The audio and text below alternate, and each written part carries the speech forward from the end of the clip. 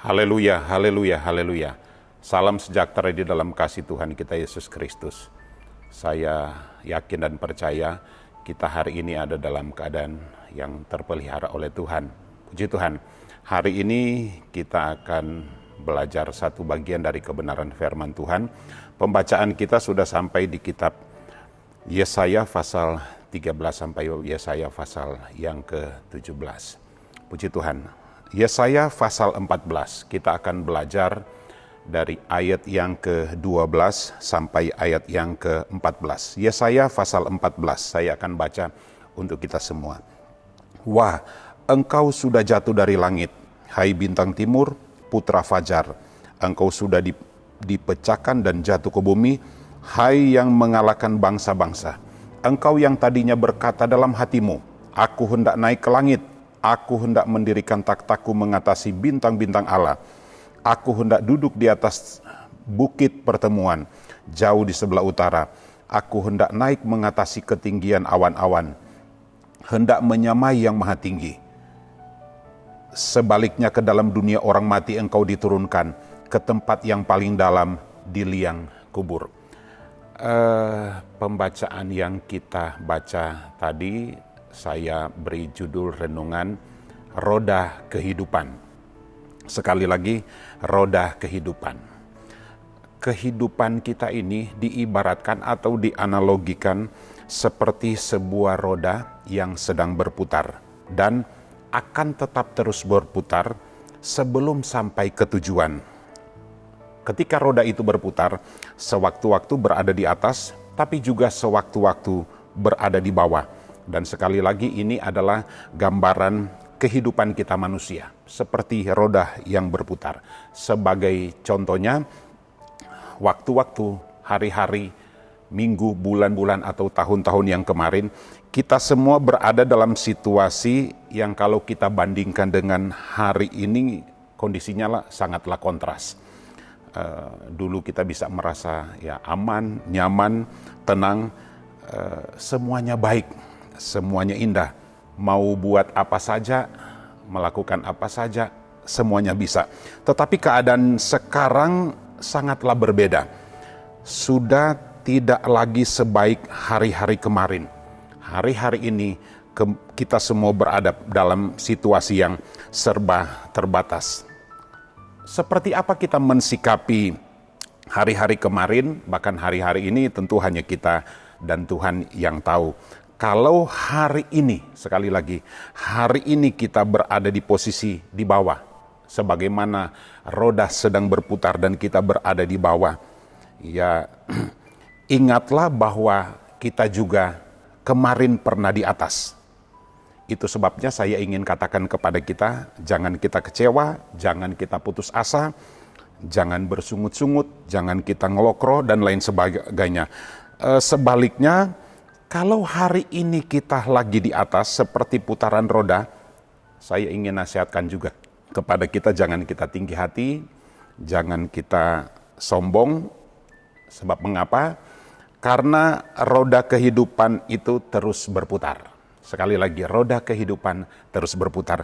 Dalam pembacaan kitab Yesaya pasal 14 ini secara keseluruhan ada satu bagian yang menjelaskan tentang Israel dan Babel. Dua kerajaan yang sekali lagi berbeda situasi dan keadaan. Kita akan belajar bahwa Israel pernah berada pada titik terendah dalam kehidupan mereka. Sekali lagi, Israel pernah berada pada titik yang terendah dalam kehidupan mereka. Mereka dibuang ke Babel, dijajah di sana, ditindas di Babel, diperbudak di sana dengan waktu yang sangat panjang. Mereka teraniaya, hidup mereka serba terbatas, bahkan ya pas-pasan, bahkan sangat menderita keadaan mereka. Sementara itu Babel, mereka pernah berada dalam situasi yang sangat baik. Kalau putaran roda mereka berada di posisi tinggi, di atas. Mereka menjadi bangsa yang hebat, bangsa yang jajah, bangsa yang jaya, bangsa yang berkuasa, karena mereka adalah kerajaan yang mengalahkan kerajaan-kerajaan lain juga, termasuk di dalamnya Israel. Tapi yang mereka kalahkan Mesir, Syria, Aram, Filistin, dan kerajaan-kerajaan yang besar yang lain. Sekali lagi, dua keadaan yang berbeda. Keadaan Israel yang lagi terpuruk itu seperti putaran roda yang berada di bawah. Situasi sulit yang sangat menyedihkan. Sedangkan Babel seperti putaran roda, mereka berada di atas. Tetapi itu dulu. Bagaimana keadaan sekarang? Yesaya pasal 14 ini menjelaskan kepada kita Israel yang dulunya direndahkan sekarang tidak lagi. Israel sekarang sudah berubah. Sekarang Israel bukan lagi di bawah. Tetapi Israel sekarang sudah ditinggikan oleh Tuhan. Sekali lagi seperti roda yang berputar. Sudah berbalik. Dulu Babel di atas. Sekarang mereka sudah berputar dan berada di bawah. Israel sekarang sudah dibebaskan dari perbudakan. Kalau kita baca ayat yang keempat, bahkan Israel itu sudah pulang ke tanah airnya dan menjadi pemimpin bangsa-bangsa. Bukan hanya satu kerajaan, satu bangsa, tetapi bangsa-bangsa. Sedangkan Babel yang digambarkan dalam pembacaan tadi sebagai bintang timur, putra fajar, sekarang posisi dan kondisi mereka sudah direndahkan. Sekali lagi sudah kontras dengan keadaan yang terjadi dengan Israel. Babel akan dihancurkan dan akan dilumpuhkan. Dilupakan oleh Tuhan. Dilupakan oleh orang-orang yang ada saat itu. Penyebab utama dari kehancuran Babel adalah ketika roda berputar dan posisi mereka berada di atas, Babel lupa diri. Babel menjadi sombong. Jadi penyebab utama kejatuhan Babel adalah kesombongan. Ada 5 keinginan yang menunjukkan kesombongan Babel. Itu tercatat di ayat yang ke-13 dan 14. Berkata demikian, aku hendak naik ke langit. Wah, ini luar biasa. Aku hendak naik ke langit. Kedua, aku hendak mendirikan takhtaku. Ketiga, aku hendak duduk di atas bukit.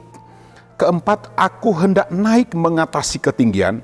Dan kelima, aku hendak menyamai yang maha tinggi. Aku hendak.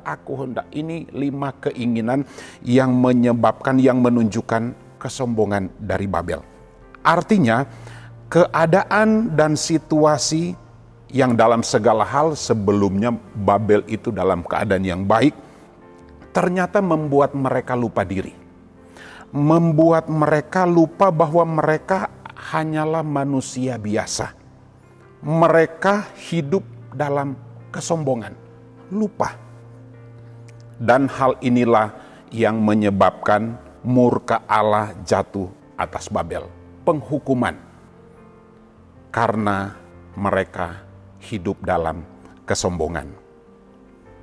Untuk kita renungkan, seperti apa kondisi kita hari ini?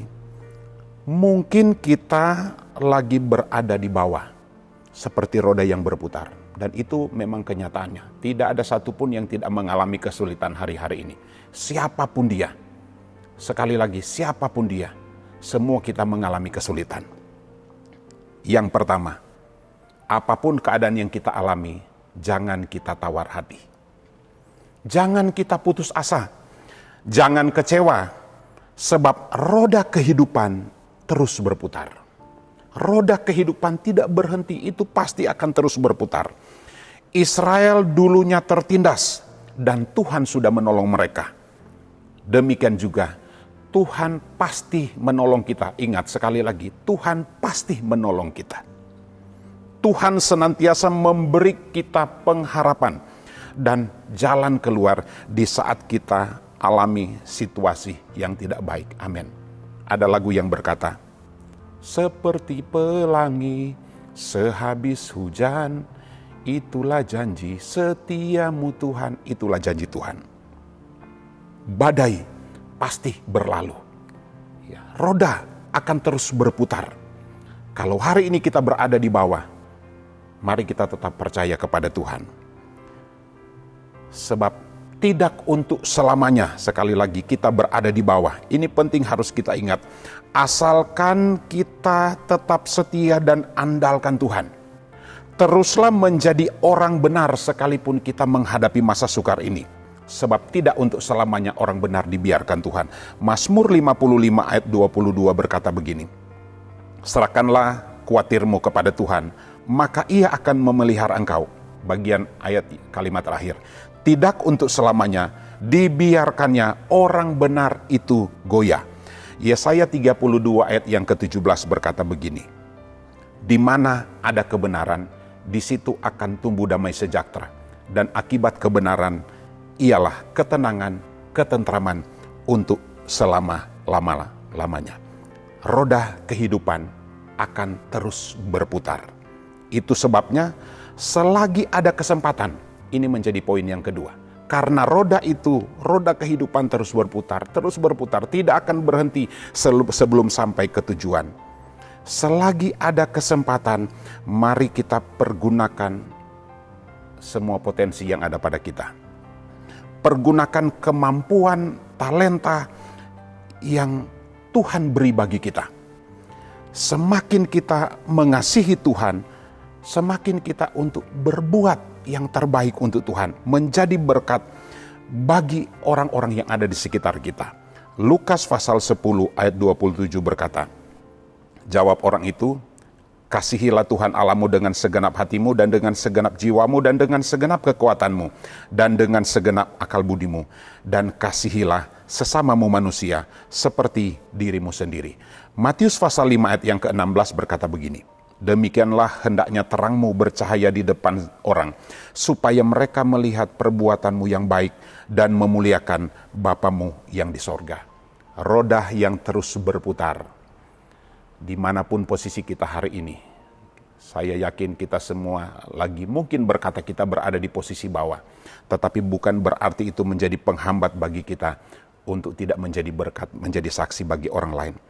Teruslah berbuat yang terbaik untuk Tuhan. Yang ketiga, seperti apapun posisi kita hari ini, sekali lagi, seperti apapun keadaan kita hari ini, kalau kita lagi di bawah jangan kita kecewa. Kalau putaran roda kita lagi di atas, firman Tuhan mengingatkan dalam ayat yang kita baca, jangan kita sombong. Sekali lagi, jangan kita sombong. Sebab Tuhan menentang orang sombong. Yakobus pasal 4 ayat yang ke-6, tetapi kasih karunia yang dianugerahkan kepada kita lebih besar daripada itu. Karena itu ia katakan, Allah menentang orang congkak, tetapi mengasihani orang yang rendah hati. Tetap terus menjadi orang yang rendah hati. Seperti apapun keadaan kita hari ini. 1 Petrus pasal 5 ayat yang ke-6. Karena itu rendahkanlah dirimu di bawah tangan Tuhan yang kuat, supaya kamu ditinggikan pada waktunya. Serahkanlah segala kekhawatiranmu kepadanya, sebab ia yang memelihara kamu. Mari kita jalani terus kehidupan ini. Karena kehidupan kita ini bagaikan roda yang terus berputar. Puji Tuhan, Tuhan memberkati kita semua. Mari kita berdoa. Biarlah kami umat-umat-Mu hendak menyanyikan kasih setia-Mu ya Tuhan. Kami umat-umat-Mu hendak bermazmur bagi nama-Mu ya Tuhan. Kami jemaat hendak hidup dalam ketulusan hati dan kesungguh-sungguhan. Tuhan, apapun yang kami alami hari-hari ini, kami yakin dan percaya tidak secara kebetulan. Engkau punya rencana bagi kami Tuhan. Dan rencana Tuhan itu tidak pernah gagal bagi kami. Terima kasih, kekuatan dari Tuhan yang akan memampukan bagi kami. Ketika roda terus berputar, kami akan terus memuliakan Tuhan, menjadi orang yang benar di masa sukar ini. Di dalam nama Tuhan Yesus Kristus kami berdoa mengucap syukur. Haleluya, haleluya. Amin.